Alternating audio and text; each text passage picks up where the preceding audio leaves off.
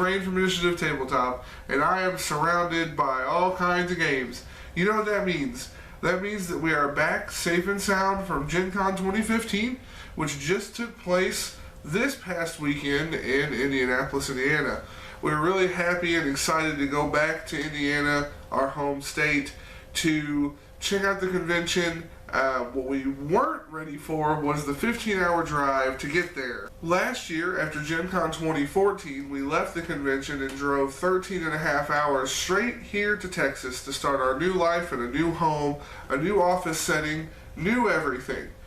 This year, we drove from Texas to Indiana for the convention and then back. So we got back at about 11 o'clock Monday night. I woke up early, bright and early this morning on Tuesday and had to go do my day job, and I came home and we arranged this. I just wanted to get up a quick video kind of telling you about what I thought was cool at the con and just saying a few things that need to be said. First of all, I want to say thank you to all of the publishers for helping us with what you see right here. Guys from Harebrained Schemes, from AEG, from Paizo, IDW, Plaid Hat, Game Salute, Z-Man Games, Upper Deck, Table Forged, Devious Weasel, Dogmite Games. People like you, publishers like you, gamers like you, keep us doing what we love to do. We love to play awesome games, check out awesome gaming accessories, and tell our readers and viewers about it. Tell other gamers about it and share it with the community. So, if it weren't for the publishers supporting us, we wouldn't be able to do what we do. If it weren't for the readers and viewers, on to you guys next as well, we wouldn't be able to do what we love to do. So first of all, before I go into any of this, I want to say thank you so very much. We had an amazing time at Gen Con 2015 this year. We were really busy. I had the wonderful opportunity to work with the guys from Shadows of Esteren this year. I got to cosplay a monk in their booth talking about The Black Rose, which is a game that we reviewed last year. It was fantastic being able to talk to everybody. The next day, I got to work with Harebrained Schemes as an emissary for their demo tables they had over in the organized play area. It was awesome meeting all these new Golem Arcana players, all of these current existing players who wanted to check out the living scenario. It was a blast. So that was awesome, and it was something very, very different that I've gotten to do thanks to everybody who has supported us and gotten us this far. After that, Kay and I just got to run the floor. We got to go crazy. We talked to many, many different people. I got to sit down with Ben Loomis from Sirenscape, which was awesome because in the middle of our interview, where he was teaching me about some of the new things that are available for Sirenscape, both on the PC and on the iPad, a little girl came up to us and was talking to him and was telling him how interested she was in the software.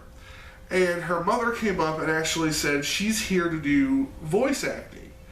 And Ben paused our interview and took this little girl right over to a microphone that he had set up, and he turned it on and he had her do all kinds of like villager dialogue, screams, grunts, saying little things, and it was awesome. He actually was recording her voice to be put into some things he's working on with Sirenscape. That was a big thing for Sirenscape this year. People who came to the con could participate in creating this amazing piece of software that has been doing really well so far, and that really warmed my heart to see Ben really caring about the people who are into all of the stuff that we're into. And it's fan-made and gamer-made, and I just absolutely love it. Sirenscape's got some sweet new features that I'm really happy about. You can actually pull up a PC soundboard now and use it while you're playing the game, so you can say, I unsheath my sword, and you get the sound, or I'm going to cast a fireball, and you've got the sound, and it's really awesome. Sirenscape is going to be phenomenal this coming year. We also got to sit down with Eric Mona from Paizo. We got to check out the Occult Adventures, which was really big at the con this year. It's got 6 new classes. I am terribly excited for this. My favorite class out of the 6 new ones is the Spiritualist. I like the idea of being able to call upon a phantom to do all kinds of crazy stuff with.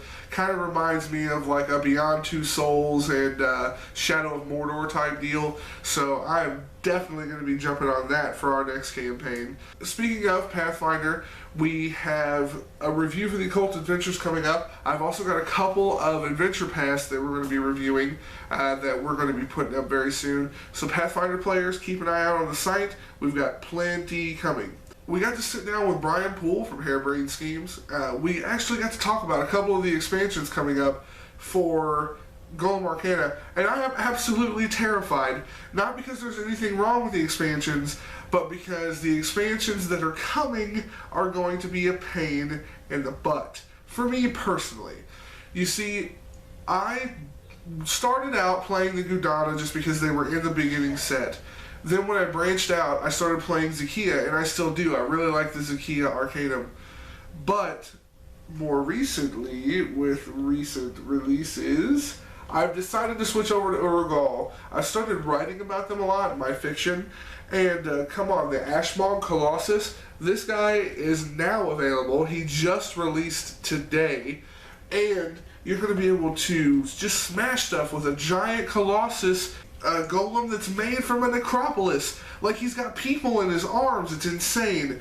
I definitely plan on sprucing this guy up with a little bit of paint on my own. I'm probably going to post that on the website. I picked up an expansion set for the Urgal, so we're going to have some crazy battles coming up. Brian Poole was telling me about a new expansion coming for Durrani, where basically they have a sniper.